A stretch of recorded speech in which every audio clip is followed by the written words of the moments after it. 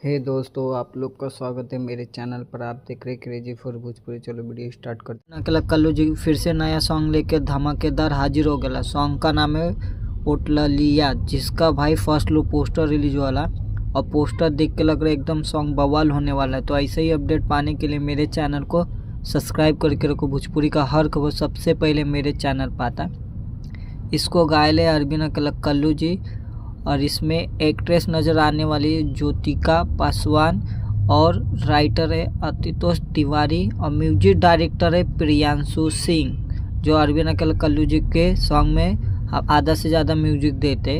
अब बोलते हैं अरविंद अकेला कल्लू जी का ये सॉन्ग कब रिलीज होने वाला है। ये सॉन्ग 8 दिसंबर को सुबह 7 बजे सारेगामा भोजपुरी यूट्यूब चैनल पर रिलीज हो रही है। अब वीडियो अच्छी लगी तो लाइक करें, शेयर करें, सब्सक्राइब करें। मिलता है वीडियो में, धन्यवाद। और कमेंट करके बोलिएगा अरविंद अकेला कल्लू जी का न्यू सॉन्ग का फर्स्ट लुक पोस्टर आप लोग को कैसा लगा। मिलता है वीडियो में, धन्यवाद।